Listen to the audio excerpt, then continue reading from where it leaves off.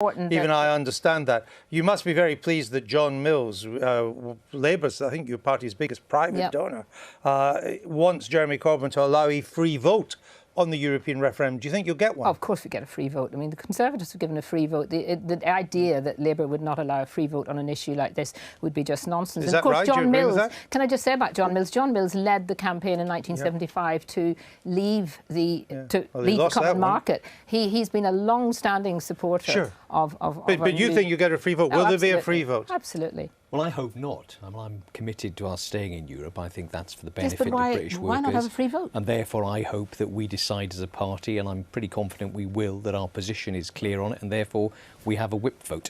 Why?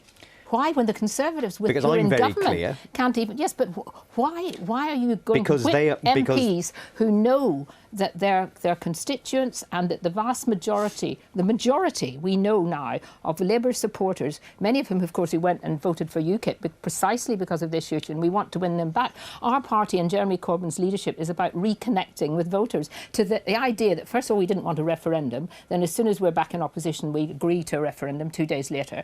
Now that we would say we would have a whipped vote is just democracy out the window. Let Owen Smith respond. The reason the Tories are having a free vote is because they couldn't possibly whip their party, because they are completely riven at the centre on this issue. The Labour Party is not, as you've just admitted, Kate. We've got a handful, less than 10% of our PLP, who are of your opinion. At the moment. And therefore, we are in the luxurious position of knowing what our party political position is, and we are therefore able to have a position, as we had at the last election and the one before that and the one before that. So it's the mandate I stood on and you stood on. We are a pro-European party. I had in my election address that I supported a referendum and I wanted to see a fundamental change in our relationship. But you stood on a Labour ticket.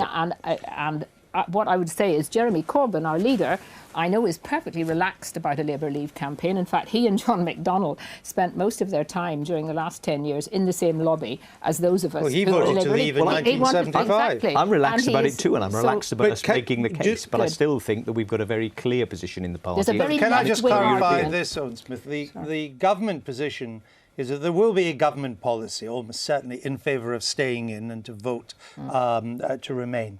But that those cabinet ministers who don't agree with that can go their own way for the duration of the referendum.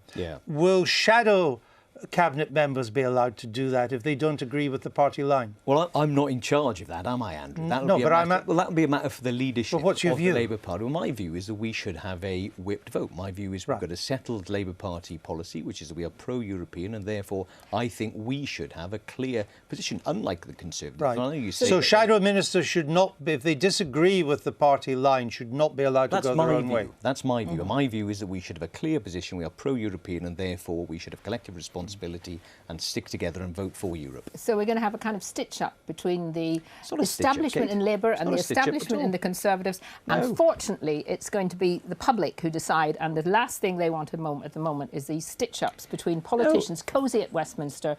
Out in the country, the mood is very, very different. Kate, you were right a moment ago when you said it will be people in the country who decide in the referendum. You're, of course, self-evidently right about that.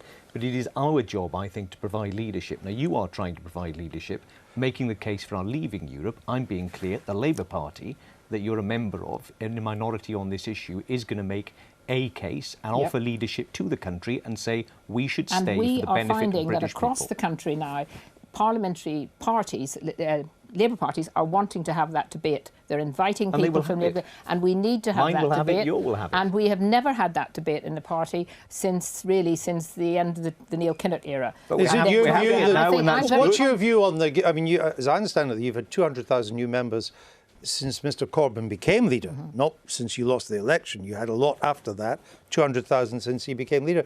Are there any indications of what their attitudes are to Europe? Well, I mean, you might say, I would say it, but we are finding genuinely that new people who are coming in have a very different attitude to this idea that the EU is all about workers' rights, and so social Europe is finished. The EU project is on its way out. When are you game planning? What are you game planning for the timing of the referendum?